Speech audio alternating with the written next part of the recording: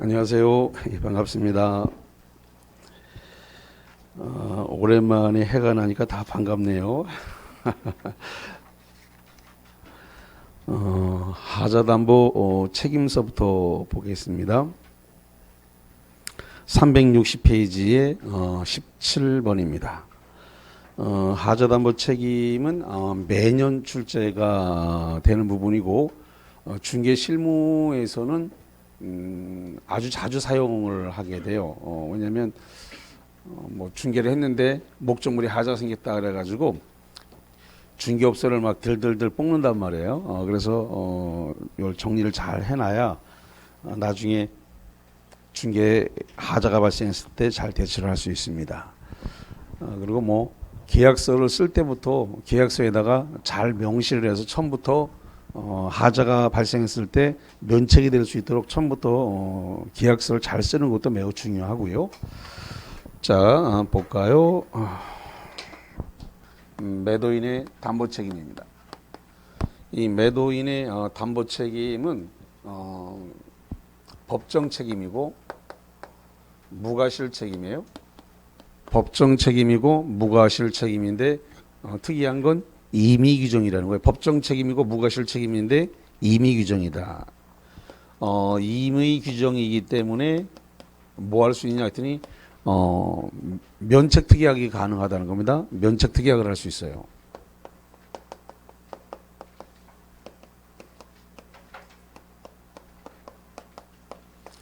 면책 특약이 가능하다는 것은 미리 사전에 고지를 하는 거죠. 우리 부동산에 여기에 이렇게 좀 이렇게 하자가 있다. 그러니까 내가 시세보다 뭐 얼마든 뭐 1,000만이든 2,000만이든 3,000만이든 깎아주겠다, 낮춰주겠다 이렇게 하고 거기에 대해서는 앞으로 나한테 이제 하자담보를 요구하지 마라 이렇게 하면서 시세보다 뭐 1,000만 원, 2,000만 원, 3,000만 원 이렇게 낮춰주고 면책 특약을 할 수가 있다는 거예요.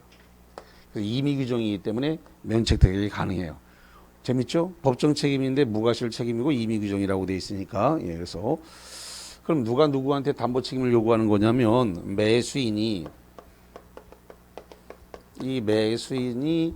매도인에게 담보 책임을 하는데 요 매수인은 선의여야 하고 무과실일 걸 요구합니다. 원칙론으로. 그래서 선의 무과실에 해당되는 매수인이 매도인에게 담보 책임을 요구할 수 있다. 이렇게 되어 있는데 매수인이 이 담보 책임을 요구하는 건 크게 세 가지예요. 그래서 손해대 이렇게 세 가지를 요구할 수 있어요.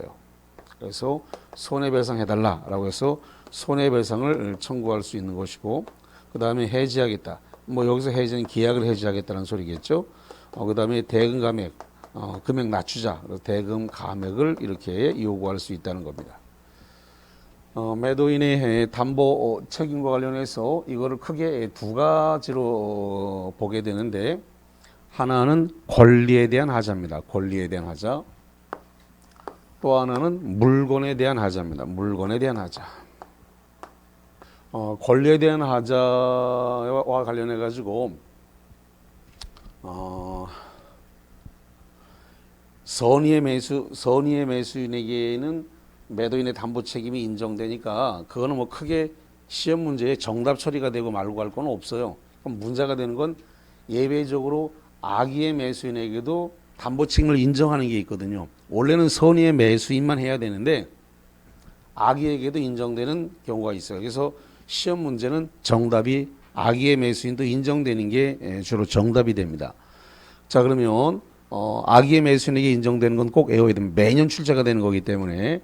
자, 그래서 이걸 갖다가 저 손해일 때 전해 재수 없다 이랬습니다.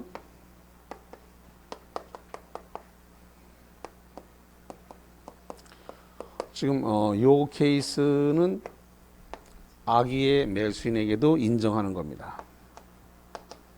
악의의 매수인에게도 인정을 한다라는 거죠.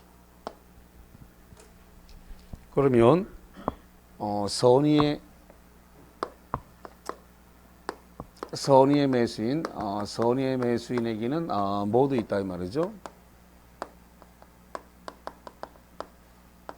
선의의 매수인에게 뭐가 모두 있느냐라고 했을 때 선의의 매수인에게 손해대가 다 있다는 겁니다.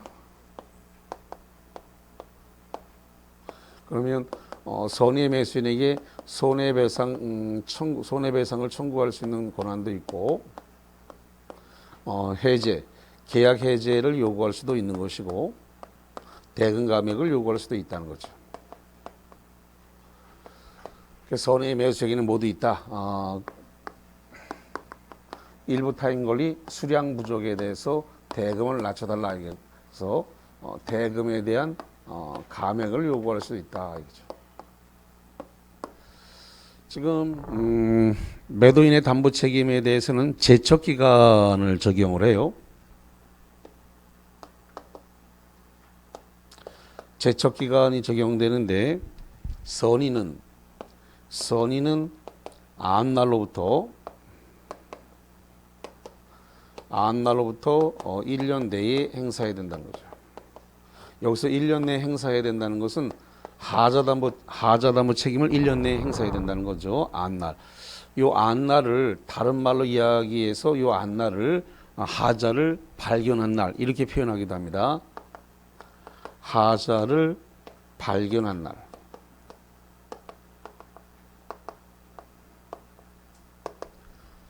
악의는 알고 있다는 뜻이니까 악의는 계약 체결일로부터 1년입니다. 계약 체결일. 그래서 1년은 1년인데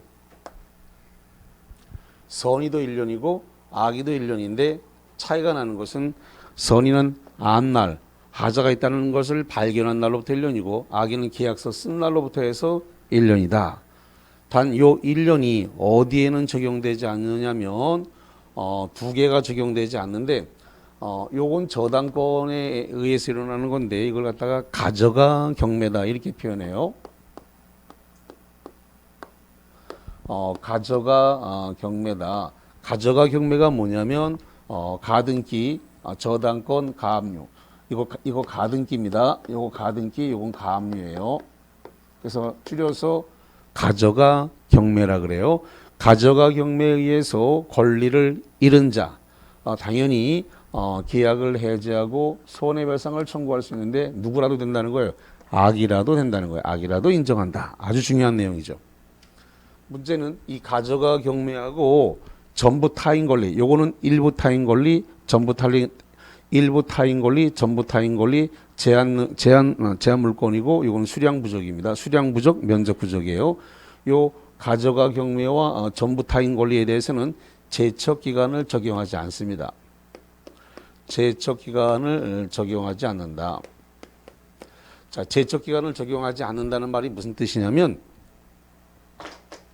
1년이 지났어도 행사할 수 있다라는 뜻이에요. 가저가 경매가 2년 됐는데 3년 됐는데 가저가 경매로 권리를 잃었다. 2년 3년 뒤에 권리를 잃었다 하더라도 계약 해제하고 손해배상 청구할 수 있고 전부 타인 권리도 2년 3년 됐는데 전부 타인 권리에 의해서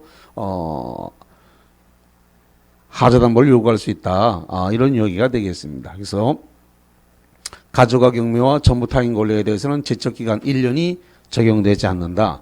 그다음에 물건에 대한 하자는 하자를 갖다가 안날로부터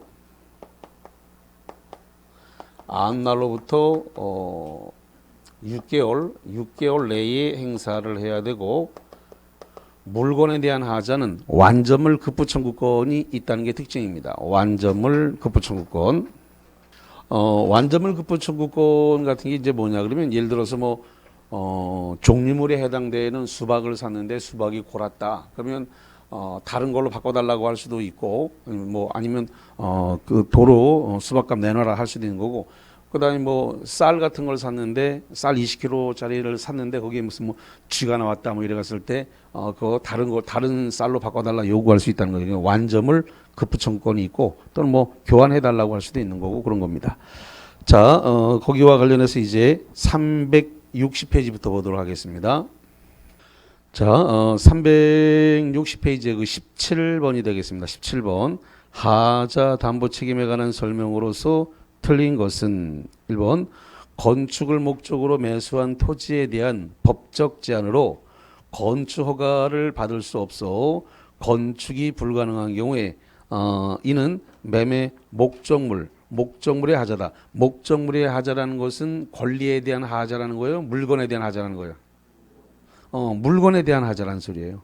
물이란 말이 붙었잖아요. 그러니까 이건 물건에 대한 하자. 그러니까 예를 들어서 토지를 경매 받았는데 그 토지가 건축허가가 안 나오더라. 이런 것은 법령상 제한을 못 된 거니까 여기서 권리에 대한 하자라는 것은 소유권이라든가 뭐 지상권, 전세권이 이전이 안 된다. 뭐 이런 것들이 권리에 대한 하자죠. 근데 그 어떤 물건에 대해서 건축허가가 안 나온다. 그건 권리에 대한 하자가 아니라 뭐에 대한 거라고요?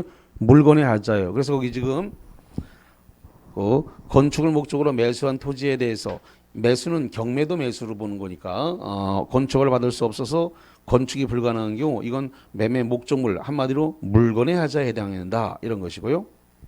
그 다음에 두 번째로서 하자답보 책임으로 발생하는 매수인의 계약 해제권 행사 기간은 6월의 제척 기간이 걸린다. 잠깐만 지금 요겁니다. 물건에 대한 하자에 대해서는 제척 기간이 얼마 걸린다고요? 6월.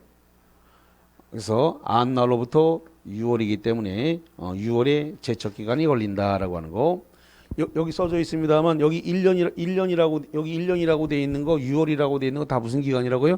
제척 기간이라고요. 행사를 해야 되는데 행사하는 기간이 요 기간이 지나면 행사할 수 없다는 겁니다. 그래서 제척 기간이라고요. 제척 기간은 중단과 정지가 없어요. 그러면 날짜를 딱 세면 돼요. 자, 그 다음에 세 번째 하자 담보 책임에 기한 매수인의 손해배상 청구는 매수인이 목적물을 인도받은 때로부터 소멸시효가 진행된다. 그렇습니다. 손해배상 청구권은 매수인이 목적물을 인도받은 때로부터. 자, 네 번째 매도인이 매매 목적물에 하자가 있다는 사실을 알면서 이를 매수인에게 고지하지 않고 담보책임 면제특약을 맺은 경우 그 책임을 면할 수 없다. 자, 여기 잠깐 보니까 면책특약이 가능하단 말이에요.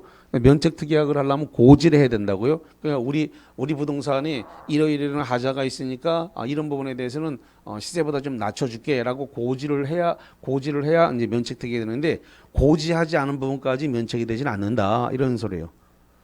면책특약을 할 때 뭘 해야 된다고요? 고지를 해줘야 돼요. 그래서 어디에 하자가 있다라는 걸 고지해줘야 되는데 면책특약을 했다고 해서 고지하지 않은 부분까지 면책이 되는 건 아니다 이 말이죠. 그래서 알면서 고지하지 않았다면 그 부분은 면책이 되지 않는다. 자, 그 다음에 다섯 번째 물건의 하자로 인한 담보 책임은 대금 감액 청구권을 갖다가 인정한다 그랬는데요. 자, 이겁니다.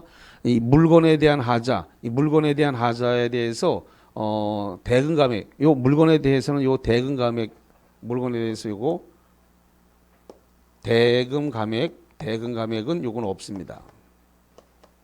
물건에 대한 하자에 대해서는 대금 감액은 인정되지 않는데, 자, 예를 들어서 자, 이런 겁니다. 수박을 사왔는데, 요즘 수박이 많이 비싸다 그러더라고요. 뭐 요즘 수박이 뭐 3만 원도 가고 뭐 2만 5천 원도 가고 그런다는 것 같은데. 수박값이 금수박이 됐다는데. 자, 예를 들어 가지고 2만 원 주고 샀다고 칩시다. 자, 2만 원 주고 샀는데 그게 골았어요. 그래서 대금 감액, 그래서 예를 들어 가지고 5천 원에 줄 테니까 가져가서 먹으세요. 고른 걸 갖다가 대금 감액했다고 해서 먹을 수 있어요, 없어요? 수박이 골았다니까. 수박이 고른 걸 갖다가 그 2만 원에 사온 걸 갖다가 만 원에 대금 감액해 줄 테니까, 아니면 그러면 15,000원 감액해 줄 테니까 가서 드세요. 고른 수박 먹을 수 있어요? 대금 감액이 안 됐네. 그래서 고른 걸 어떻게 드시려고 그래. 그러니까 물건에 대한 하자에 대해서 대금 감액을 인정 안 한다고요.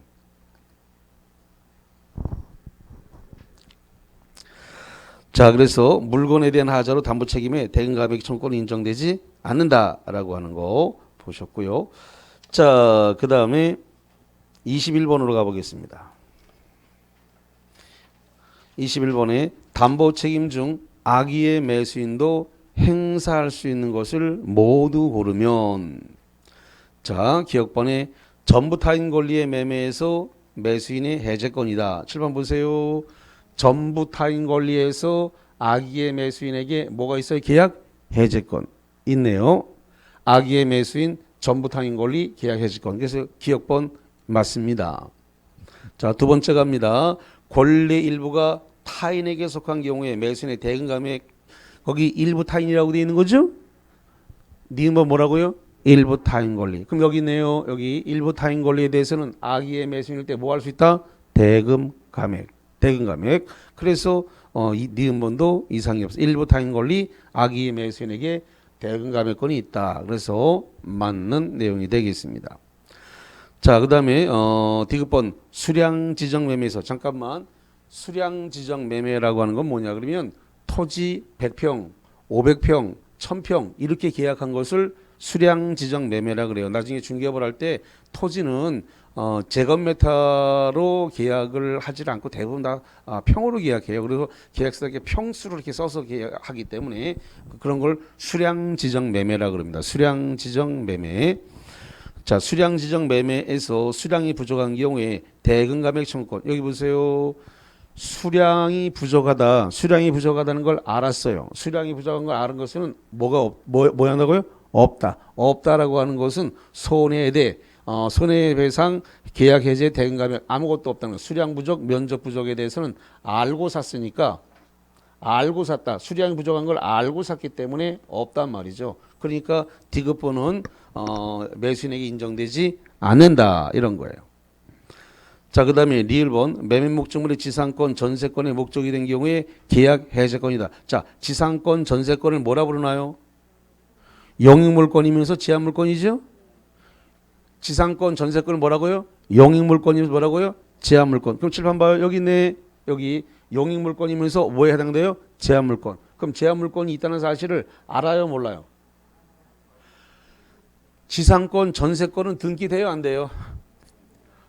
등기 안 된 지상권, 등기 안 된 전세권이 어디 있어? 그 지상권, 전세권 등기 안 되면 물권이기 때문에 등기 안 되면 지상권, 전세권이 성립할 수가 없어요. 성립 요건이 등기이기 때문에 등기된 줄 나는 몰랐다?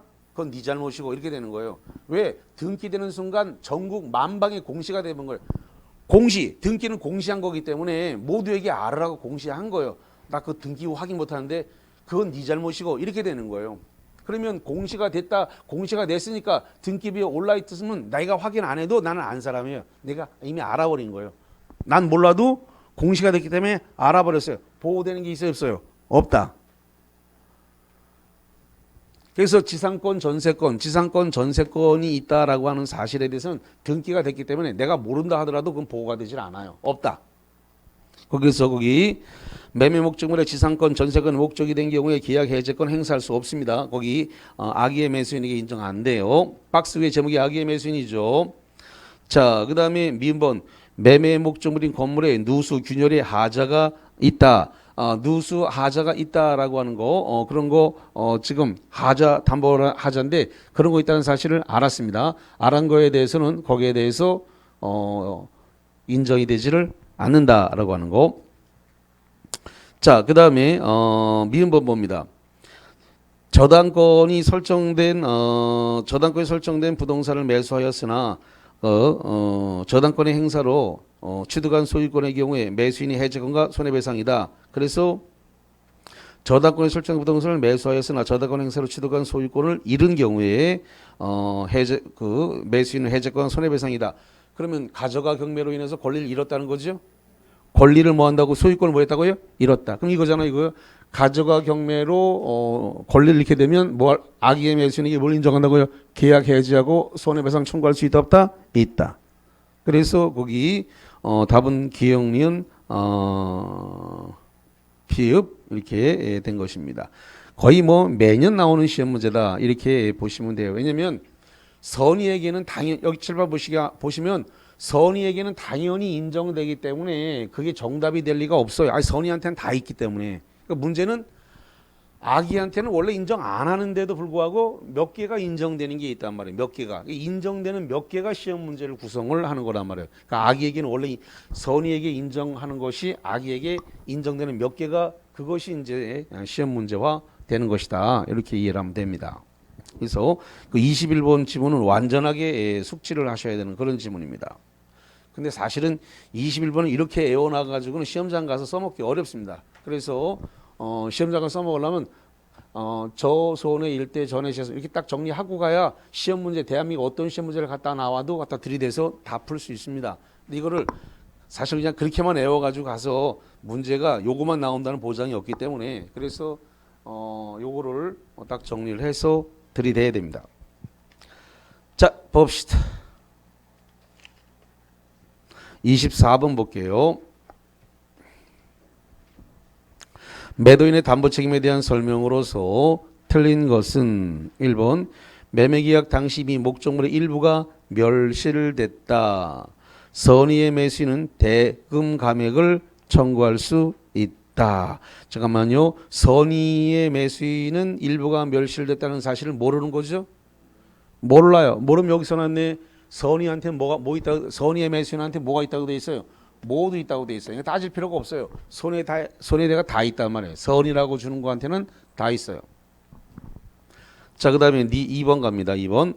매매 목적물이 전세권의 목적이 된 경우에 선의의 매수는 이를 안날로부터 1년 내에 목적을 달성할 수 없는 경우에 하나요? 계약을 해지할 수 있다. 뭐 한 날로부터 1년이라고요? 안날. 문제가 선이라고 줬단 말이에요. 그럼 선의는 여기 써놨습니다만은 안날로부터 뭐가 적용된다? 1년. 안날로부터 1년이 적용되니까 1년의 제척기간 적용하는 거니까 맞다라는 겁니다. 자, 그 다음에 세 번째. 저당권이 설정된 목적물의 매수인이 출제했다는 말은 돈을 냈다 이런 소리예요. 저당권이 설정된 목적물의 매수인이 출제하여 소유권을 보존한 경우에 슬롯이 자릅니다. 이거를 뭐라 부른다? 여기까지 슬롯이 잘랐는데 이것을 뭐라 부를까요? 부르는 이름이 있어.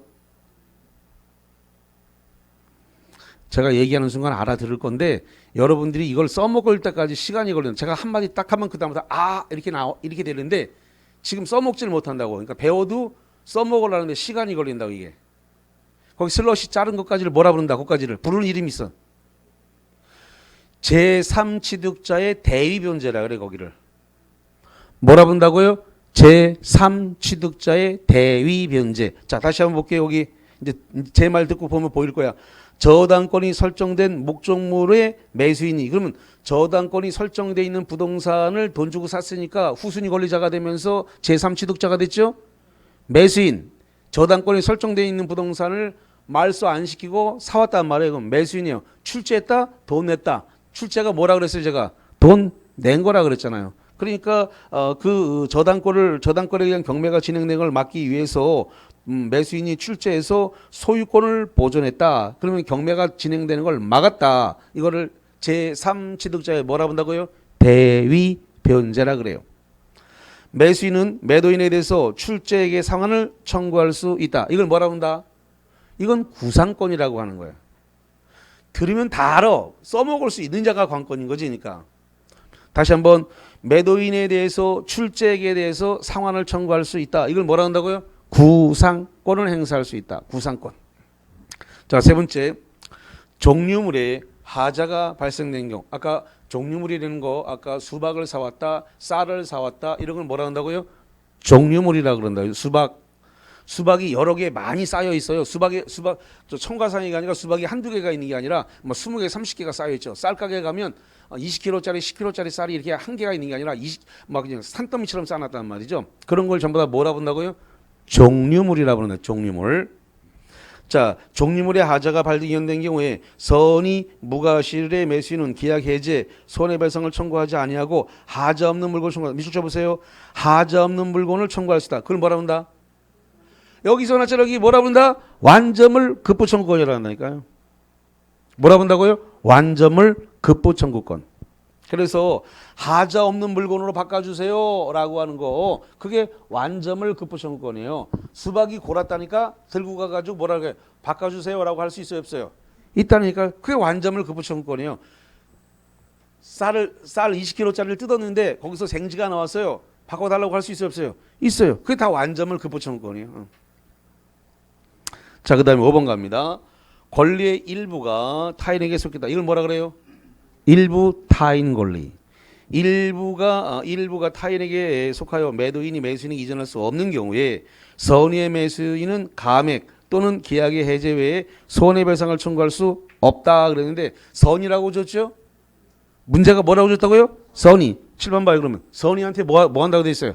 모두 있다고 돼 있잖아요. 모두. 고민할 게 없어. 선의한테는 모두 있다. 손해대가 다 있단 말이에요. 고민할 게 하나도 없어요. 선의한테는 다 있으니까. 없다. 틀렸네. 뭐 고민할 게 뭐 있어 그게. 자, 28번 갑니다. 부동산 매매 계약이 수량 지정 매매인데 잠깐만 아까 수량 지정 매매가 뭐라 그랬어요? 토지를 중개할 때 100평, 200평, 1000평 이렇게 거래하는 걸 뭐라 한다고요? 수량 지정 매매라 그래요. 수량 지정 매매. 토지를 갖다가 100평, 500평, 1000평 이렇게 평수로 거래하는 거를 수량 지정 매매라고 이렇게 얘기하는 거예요. 자, 그런데 실제 면적이 계약 면적에 미치지 못하는 경우에 관한 설명으로 맞는 것을 모두 고르면 기억, 악의의 매수인은 대금 감액을 청구할 수 있다. 자, 여기 봐요. 여기. 자, 수량이 부족해요. 수량이 부족하는 걸 알았어요. 손해돼 있다 없다? 없다. 손해배상, 계약 해제, 대금 감액 아무것도 없어요. 재수 없다로 갔기 때문에 아무것도 없어요. 손해에 아무것도 보장하지 않아요. 그래서 거기 대금 감액 청구할 수 있다 없다? 없다. 수량 부족, 면적 부족 아무것도 없다. 알았으니까.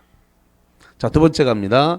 악의의 매수인은 손해배상을 청구할 수 있다. 자, 수량 부족에 대해서 계약 해제, 손해배상, 대금 감액 되어 있어요 없어요? 없어요. 없다니까 아무것도 없어요. 재수 없다 그랬으니까 아무것도 없다고. 그래서 대금 감액, 손해배상, 계약 해제 아무것도 안 돼.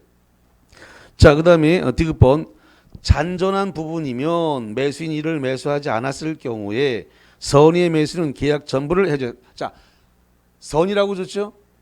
선이라고 주면 뭐 한다고요? 다 된다. 선이라고 주면 다 된다. 선의의 매수는 모두 있기 때문에 계약 해제권 있다 없다? 있다. 자, 리을번 갑니다. 리을번. 미달 부분의 원시적 불능을 이유로 계약 체결상의 과실 책임을 구할 수 없다. 맞아요. 왜 계약 체결상의 과실 책임이 적용되지 않을까요? 자, 예를 들어 가지고 500평 계약했는데 420평만 오고 80평이 안 왔어요.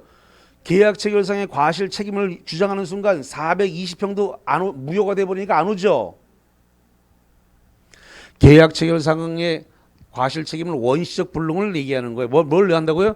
원시적 불능. 원시적 불능이면 계약 자체가 뭐가 되는 거예요? 무효. 무효가 돼 버리면 500평 계약했는데 420평이 왔다 그러는데 420평도 돌려줘야 돼. 그러면 420평을 받고 80평을 감액하는 게 낫죠. 계약을 무효화시키는 것보다 그 계약 체결상의 과실 책임을 주장하면 계약 자체가 무효라니까. 그렇기 때문에 지금 일부가 부족해요. 일부가 부족한 경우는 계약 체결상의 과실 책임으로 갈 수가 없어요. 자, 그래서 미달 부분이 원시적 불능을 이유로 계약 체결상의 과실 책임을 구할 수 있다 없다? 없다. 맞는 거예요. 자, 그 다음에 그러면 계약 체결상의 과실 책임을 물으려면 어떻게 해야 돼요? 원시적 불능이 무슨 불능이 돼? 전부 불능이어야 돼. 전부 불능. 이건 일부 불능이 된 거거든. 미달 부분이니까. 다시 말씀드립니다. 계약 체결상의 과실 책임을 물으려면 원시적 불능이면서 어떻게 된다고요? 전부 불능이어야 돼. 근데 지금 평수가 일부가 부족하단 말이에요. 일부가 부족한 부분은 전부 불능이 아니라 무슨 불능이에요? 일부 불능. 일부 불능은 계약 체결상의 과실 책임을 물을 수 있다 없다? 없다. 자, 저 계약법에서 이 리를 지문 달았을까 안 달았을까? 계약 체결상의 과실 책임을 계약법에서 달았다고요, 이거. 자, 한번 짚어줄게.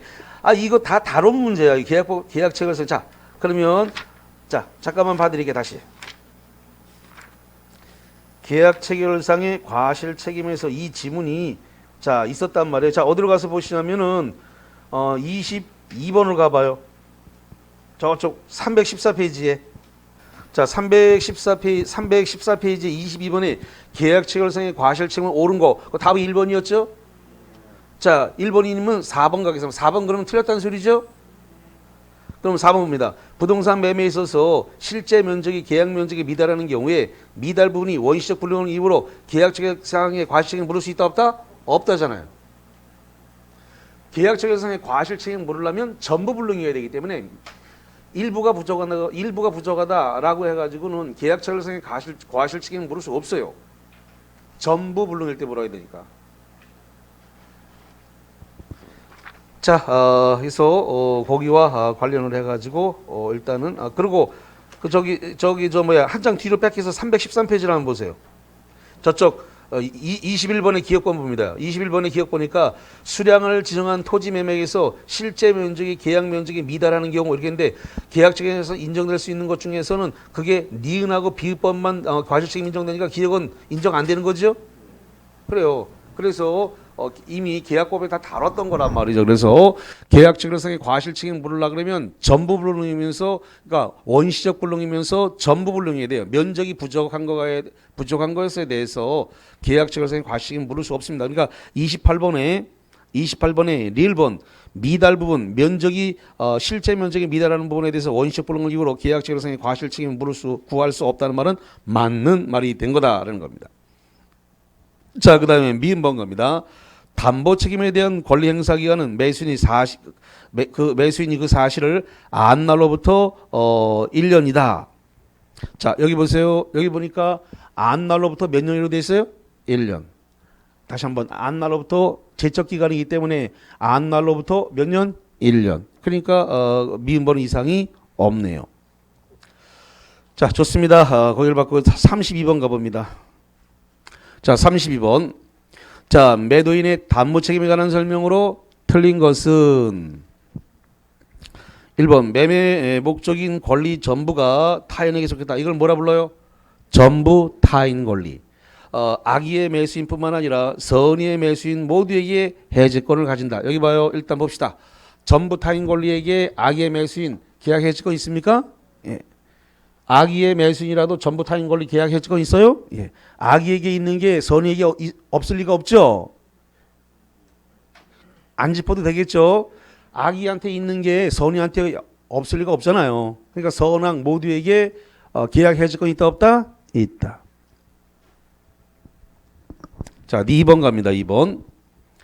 매매 목적인 권리 전부가 타인에게 속했다. 뭐에 속하는 거예요? 전부 타인 권리. 매도인이 손해배상을 진다면 그 배상액은 이행이익 상당이다. 자, 손해배상이란 말이 나오면 어디를 물어주는 거라고요? 이행이익. 근데 예외가 딱 한 번 있다 그랬죠? 신뢰이익 물어주는 경우가 한 번 있다 그랬잖아요. 어디서? 계약 체결상의 과실책임에서 유일하게 어떤 걸 물어주라고요?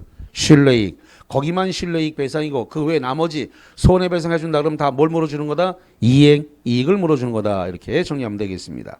그래서 2번도 받고 3번으로 갑니다. 매매 목적인 권리의 일부가 타인에게 속했다. 뭐라 본다? 일부 타인 권리. 속한 경우에 선의의 매수는 계약한 날로부터 1년 내에 행사한다. 선이라 그랬는데 뭐라고 그랬어요 지금? 계약 체결일. 자, 1년은 맞아. 맞는데 선의는 뭐 한 걸로부터 1년이야? 안 날로부터 1년이고 악의는 계약 체결일로부터 1년이에요. 근데 시험 문제가 선이라고 줘놓고서는 계약 체결이라고 줬네. 그래서 틀렸다라는 겁니다. 자, 4번. 건축 목적으로 매매된 토지가 관련 법령상 건축을 받을 수 없는 경우 이는 물건의 하자, 권리의 하자가 아니라 뭐라 그랬어요? 물건의 하자. 이미 아까 매도인의 담보책임 나올 때마다 그게 첫 번째로 나왔습니다. 그래서 토지에 건축을 받을 수 없는 건 권리의 하자가 아니라 무슨 하자라고요? 물건의 하자라 그랬어요. 자, 그래서 허가를 받을 수 없는 거 이는 물건의 하자이고 그 하자의 유무는 계약 성립시를 기준으로 판단하는 거니까 맞고. 다섯 번째, 경매 목적물의 하자의 경우는 담보 책임을 물을 수 없다. 경매 목적물에 대한 하자에 대해서 자, 여기입니다. 경매 목적물은 물건이죠. 다시 한번 경매 목적물은 뭐라고요? 물건. 그래서 경매에 대해서는 물건에 대한 하자를 책임져 주지 않습니다. 경매에서는 뭐만 책임지냐면 권리에 대한 하자만 책임져 줍니다. 다시 한번 경매에서는 무슨 책임을 준다고요? 권리에 대한 하자만 책임져 주고 물건에 대한 하자는 책임져 주지 않습니다. 그러면 물건에 하자가 있으면 경매에서는 어떻게 해야 돼요? 유찰을 시키라 그랬습니다. 물건에 하자가 있다. 그럼 어떻게 해야 된다고요? 유찰. 근데 무서운 건 뭐가 무섭다 그랬어요? 묻지마 경매가 무섭다 그랬잖아요. 내가 일반 강의 시간에 내가 해줬는데 어떤 아줌마가 가서 그랬다 그랬잖아요. 안 와. 내가 일단 1등 해야 돼. 일단 먼저 그냥 금액을 콱 찔러놔가지고 묻지마 경매라 그랬습니다. 제일 무서운 사람 묻지마 경매. 그래서 이길 수가 없어. 일단 내가 1등 해야 돼. 금액을 콱 써냈다니까.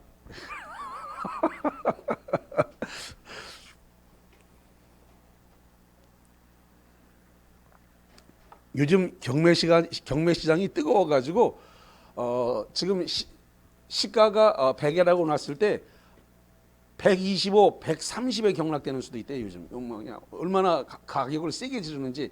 옛날 같으면은 시가가 100이다 그러면 90, 85 이 정도 선에서 경매를 했는데 지금 뭐 세게 나 130까지 경락이 된다는 거예요. 와, 그럼 시가보다 더, 그럼 차라리 돈 주고 사는 게 안 낫나? 시가가 100인데 왜 130으로 사냐 말이야. 경매를 받냐 말이야. 차라리 돈 주고 사지 그럴 바에는.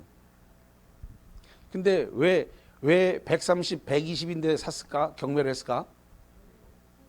응? 아니 시가가 100이면 100 주고 돈 주고 사는 게 더 나을 텐데 왜 경매로 가가지고 그걸 갖다가 시세보다 비싸게 주고 샀냔 말이지. 120, 130 주고 샀냔 말이지. 시세가 100인데. 응? 경매로 낙찰을 받으면은 대출이 90까지 됩니다. 90까지. 경락 금액이 90까지 받을 수 있어요. 그러니까 정상적으로 하려 그러면 대출을 받으려 그러면은 그게 요즘 50이나 60 DSR 적용해서 많이 안 나올 거예요. 요즘 지금 정부가 은행 대출권을 막 조이기 때문에 지금 거의 다 회수를 하는 단계로 들어가고 있기 때문에 지금 제2금융권부터 회수에 들어갔단 말이에요. 그래서 아마도 올 연말 내지 내년 초쯤에 되면 경매 물건이 아마 쏟아질 것으로 예상을 합니다. 실탄 준비하세요. 경매 물건 쏟아질 거야 지금. 그래서 아마 지금 대출금 회수에 들어갔기 때문에 아마 많이 경매 물건이 나올 것으로 봅니다. 지금 제2금융권부터 좀 조이기 시작하고 그 다음에 이거 대출금을 다 회수하도록 조치가 내려졌기 때문에 금융권에. 자, 36번 갑니다. 갑소유 X건물에 대하여 채권자 병이 경매를 신청하였다. 그 경매 절차에서 매각대금을 완납한 정명의 X건물의 소유권 이전 등기를 마쳤고 매각대금이 병에게 배당되었다. 병이 경매를 신청했기 때문에 병한테 배당된 거죠? 거기 36번에 채권자 병이 경매를 넣었으니까 매각대금을 병에게 배당을 한 거예요. 다음 중 틀린 것은 1번 X건물 자체에 하자가 있는 경우에 정은 갑에게, 갑이라는 것은 그 부동산 소유자죠. 자, 시작할 때 갑소의 X건물이라고 돼 있잖아요. 그러니까 부동산 소유자가 누구라고요? 갑이에요. 갑에게 하자담보 책임을 물을 수 없다. 여기 물건에 대한 하자 중에서 경매에서 나온 물건에 대해서는 하자에 대해서 책임을 져준다, 안 져준다? 안 져준다. 경매에서 나온 물건에 대해서는 물건에 대한 하자는 책임져 주지 않는다고요. 그래서 그런 물건에 하자가 있으면 어떻게 하라고 그랬다고요? 유찰을 시켜서 가격을 다운시키라고요. 30% 깎으라고요. 근데 그걸 안 깎고 산 당신의 묻지마 경매란 당신의 잘못이다 이 말이에요. 그래서 그거를 법원이 책임져 주지 않는다고요. 그래서 하자담보 책임을 물을 수 없어요. 자, 그 다음에 니은번 경매 절차가 무효인 경우에 정은, 여기서 정은 경락인입니다. 정은 갑에게 손해배상을 청구할 수 있다 그러는데 잠깐만, 경매를 누가 진행했죠? 법원이 진행했죠. 법원이 무효가 된 거를 왜 그 건물 소유자 갑한테 묻습니까? 그럼 책임이 법원한테 있는데, 그렇기 때문에 이거 손해배상 청구를 할 수 있다 없다? 없다. 그래서 이 경우에 정은 배당받은 병에게 부당이득 반환을 청구해야 됩니다. 다시 한번 누구한테 한다고요? 배당받은 누구한테? 병. 지금 병이 배당을 받았죠? 그래서 배당받은 병에게 부당이득 반환을 청구해야지. 이거 갑은 잘못이 없어요. 경매는 법원이 진행한 거기 때문에. 자, 디귿번 봅니다. 경매 절차가 무효인 경우에 정은 병에게 부당이득 반환 청구할 수 있다. 있다 그랬습니까? 방금 전에 제가 니은벌에서 있다 그랬잖아요. 그래서 경락이 지금 그래서 지금 경락인 정은 채권자 병에게 부당이득 반환을 청구할 수 있다. 자, 그다음에 리을번 갑니다. 리을번. 경매가 유효한 경우에 권리의 하자가 인정되면 1차적 책임은 병이 부담하는 게 아니라 거기 부동산 소유자였던 갑이 부담합니다. 권리의 하자가 인정되면 1차적 책임은 매수인 채무자였던 갑에게 부담하는 겁니다. 그래서 리을번 틀렸습니다. 자, 그다음 미음번. 경매가 유효하고 권리의 하자가 인정되는 경우에 채무자 갑의 자력이 없는 때는 채권자 병에게 대금 반환을 청구할 수 있다. 맞고. 비읍번. 채무자나 채권자가 권리의 흠결을 알고 경매를 신청한 경우 낙찰자 매수인은 채무자에게 손해배상 청구할 수 있다. 맞습니다. 자, 그다음에 372페이지로 가서 이제 환매를 좀 보겠습니다. 환매. 지금 부동산을 갖다가 이 갑의 부동산, 부동산 그랬으니까 이게 토지일 수도 있고 건물일 수도 있는데 이거를 3억에 매매를 했다라고 해볼게요. 사실은 매매를 했다라고 하지만 이건 매매한 게 아니라 돈을 빌린 겁니다. 매매 형식을 빌려서 돈을 빌린 거예요. 다시 한번. 환매라고 하는 것은 매매 형식을 빌려서 어떻게 했다고요? 돈을 빌린 거예요. 그러면 돈을 빌렸으니까 환매 형식으로 지금 돈을 빌렸으니까 돈을 어떻게 하면 돼요? 다시 갚고 부동산을 찾아오면 되는 거예요. 자, 그래서 매매 형식을 빌려서 매매 형식을 빌려갖고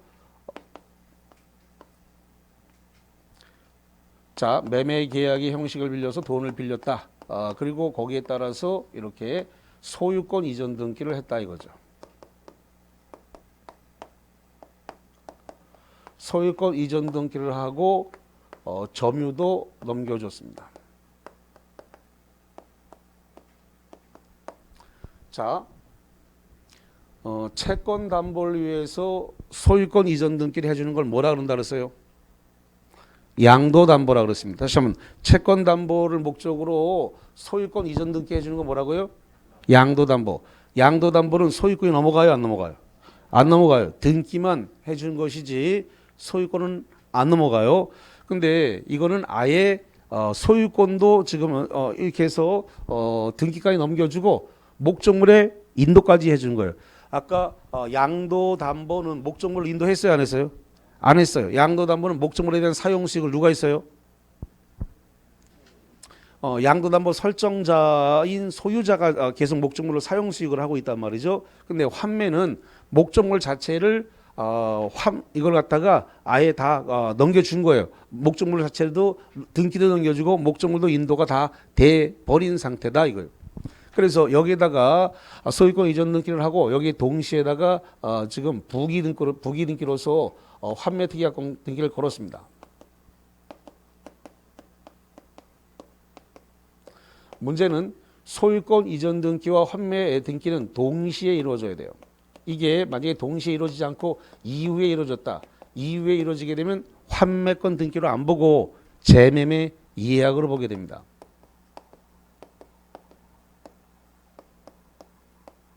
반드시 소유권 이전 등기와 동시에 부기 등기를 걸어야 돼요. 그럼 만약에 소유권 이전 등기가 지금 7번으로 됐다. 그러면 환매권 특약 등기는 7-1 이렇게 부기 등기를 꼭 이렇게 달고 나와야 된다 이 말이에요. 그래야 동시에 이루어져야만 된다. 환매권 특약 등기를 할 때는 기간을 정해야 돼요. 기간. 그래서 5년 이내에 부동산이기 때문에 5년 이내에서 기간을 정해야 되는데 5년을 초과할 수 있다 없다? 없다. 5년 초과 안 되고 갱신 안 됩니다. 갱신 안 된다. 5년 초과하는 것도 안 되고 한 번 정하면은 갱신이 안 된다라는 겁니다. 자, 그 다음에 지금 이 부분인데 3억을 받아갔으면 3억에서 이자가 발생했을 거예요. 이자.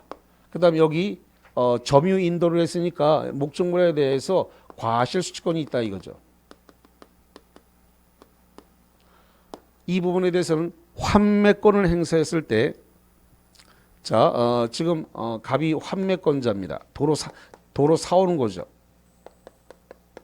환매권을 갖다가 지금 을한테 행사를 했다. 그러면 요 이자와 과실수취권은 상계 처리, 상쇄 처리를 하기 때문에 서고 주고받지 않습니다. 다시 요 이자와 환매권을 행사했을 때 요 이자와 과실수취권 요것은 서로 계산한다 안 한다? 안 한다. 상계 처리해버리기 때문에 퉁 쳐서 서로 주고받지 않고 끝내버립니다. 이건 서로가 돌려주지 않아요. 그러면 환매 비용에 대해서는 어떻게 할 거냐 했더니 환매 비용은 특이하게 있으면 특이하게 따른다. 그래서 법보다 특이하게 우선합니다.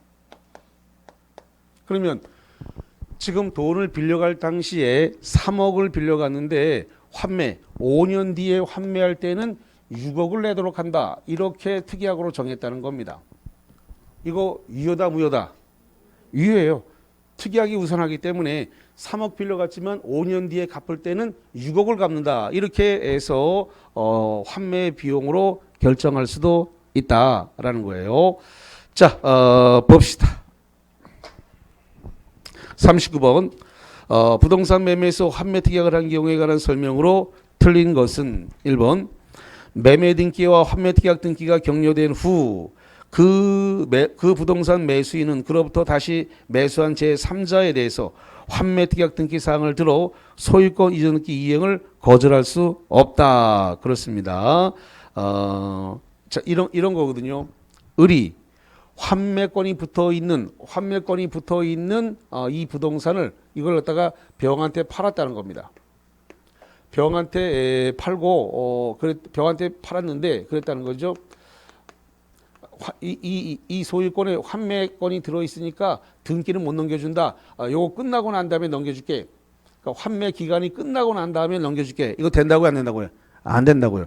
그래서 환매권이 붙어 있더라도 병한테 이전을 해줘야 돼요. 그래서 환매권이 붙어 있다 하더라도 그때까지 기다리는 게 아니라 넘겨줘야 된다. 병한테 목적물을 이전해 줘야 된다. 그래서 거기 다시 매매 등기와 환매 특약이 격리된 이후 그 부동산 매수인이 여기서 매수인은 을입니다. 그로부터 다시 매수한 3자 병입니다. 그래서 환매 특약 등기 사실을 들어 소유권 이전 등기 전가 병한테 넘겨줘야 되는 것을 이행을 거절할 수 없다니까 병한테 넘겨줘야 된다. 이런 소리예요.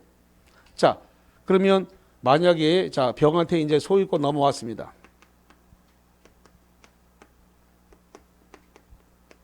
자, 환매권 행사 누구한테 해야 돼요? 을한테 해야 돼요? 병한테 해야 돼요? 지금 소유권이 병한테 넘어왔기 때문에 지금 환매권이 붙어서 넘어온 거란 말이에요. 여기 이렇게 환매권이 부기 등기로 두 개 같이 붙어 있기 때문에 그거 띄를 수 없는 상태라서 같이 넘어왔어요. 그래서 환매권자는 병을 상대로 환매권 행사를 합니다. 그러면 소유권이 이제 갑한테 되도록 한다 이런 겁니다. 자, 두 번째 환매 기간을 정할 때는 이를 다시 뭐하지 못한다? 연장, 갱신할 수 없습니다. 맞고 세 번째 매도인이 환매 기간 내에 환매 의사 표시를 하면 그 환매권에 의한 권리 취득에 등기를 하지 않아도 그 부동산을 가압류 집행자에 대해서 권리 취득을 주장할 수 있다. 잠깐만 이거는 등기를 해야만이 가압류 집행자에게 대해서 권리 취득을 주장할 수가 있습니다. 등기를 하지 않은 상태에서는 이게 가압류 집행자에 대해서 권리를 취득할 수는 없습니다. 그래서 있다 틀렸네요. 뭘 해야 된다고요? 등기. 요거를 도로 찾아가는 등기를 해야지 된단 말이에요. 환매권 행사에 따라서 소유권 이전 등기 요걸 찾아가야 된다. 환매권에 의해서 다시 소유권을 백 하고 찾아가야 여기다가 감유한 사람한테 대항할 수 있다. 자, 그다음에 4번 환매 기간에 관한 별도의 약정이 없으면 그 기간은 5년이 되겠고 5번에 환매 계약은 매매 계약과 동시에 해야 되니까 맞습니다. 여기 써놨습니다만 동시에 하라 그랬는데 동시에 안 하고 이후에 하게 되면 환매권으로 보지 않고 뭐로 간다고요? 재매매 예약으로 보게 됩니다. 동시에 안 하고 이후에 하면 환매권으로 보지 않는다.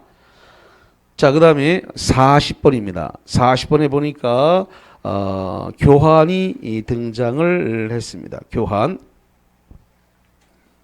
자, 예를 들어 가지고 갑이라는 사람이 갖고 있는 X토지와 을이 갖고 있는 Y 건물을 갖다가 교환을 하기로 했다.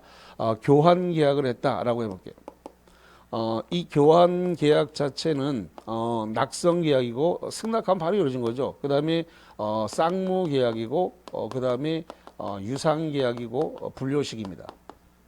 특별한 방식을 요하지 않는다는 거죠. 그런데 예를 들어 가지고 Y 토지는 1억이고 X 토지는 2억이고 Y 건물은 2억이다. 그래서 지금 차이가 났기 때문에 1억의 보충금을 주기로 했습니다. 보충금을 주기로 하게 되면 이 보충금은 매매에 관한 규정을 준용합니다. 다시 한번 보충금은 무슨 규정 적용한다고요? 매매에 관한 규정을 갖다가 준용을 하는데 그러면 보충금을 안 주게 되면 이거 계약 해제 사유도 아니다. 매매 규정을 준용한다 그랬으니까 보충금 지급이 안 되면 계약을 뭐 할 수 있다고요? 해지할 수 있다. 자, 그 다음에 이 교환 계약에 대해서 하자담보 책임을 서로 물을 수 있다 없다? 잠깐만. 하자담보 책임이 문제가 되는 것은 유상계약에서 하자담보 책임이 문제가 되는 거란 말이에요. 무슨 계약에서요? 유상계약. 이거 유상계약이니까 X토지와 Y 건물에 대해서 하자담보 책임을 져야 돼, 안 져야 돼요? 져야 돼요. 서로 쌍방 다 하자담보 책임 져야 돼요. 하자담보 책임을 져야 됩니다. 하자담보 책임을 진다라고 하는 거. 하자담보 책임을 져야 됩니다. 자, 봅시다. 40번 보겠습니다. 갑은 자신의 2억 원 상당의 건물을 을의 토지와 교환하는 계약을 책임하면서 을로부터 1억 원을 보충하여 지급받기로 하였다. 틀린 것은 1번 갑, 을 사이의 계약은 낙성 계약이고 쌍무 계약이고 유상 계약이고 분료식 계약이다. 맞네요. 자, 그 다음에 두 번째 갑 소유의 건물의 하자로 인하여 을이 목적을 달성할 수 없는 경우에 갑은 하자담보 책임을 지지 않는다 그랬는데 양쪽 다 부동산이기 때문에 유상계약에 의해서 무슨 책임을 져야 된다고요? 하자담보 책임. 토지와 건물 둘 다 부동산이니까 유상계약이기 때문에 담보 책임, 하자담보 책임을 져야 돼, 둘 다. 그래서 갑은 하자담보 책임을 지지 않는다 그러면 틀립니다. 2번 틀렸네요. 3번 을의 보충금 1억 원이 미지급은 교환계약 해제 사유에 해당되는 거 맞고요. 매매에 관한 규정을 준용하기 때문에 그렇습니다. 4번 계약 체계로 건물이 쌍방 과실 없이 소멸하였다면 자, 그러면 계약 체계로 건물이 쌍방 과실 없이 소멸했다. 슬러시합니다. 이걸 뭐라 그래요? 후발적 불능이라 그래. 뭐라 한다고요? 후발적 불능. 후발적 불능 무슨 문제를 갖고 온다? 위험부담의 문제를 남겨요. 무슨 문제래요? 위험부담. 그래서 소멸하였다면 을의 토지 인도 및 보충금 지급은 소멸하지만 을의 과실로 소멸하였다면 갑의 토지 인도 및 보충금 의무는 소멸하지 않는다. 맞는 말이고 5번에 을이 시가보다 높은 가액을 Y 임야의 시가로 고지했다.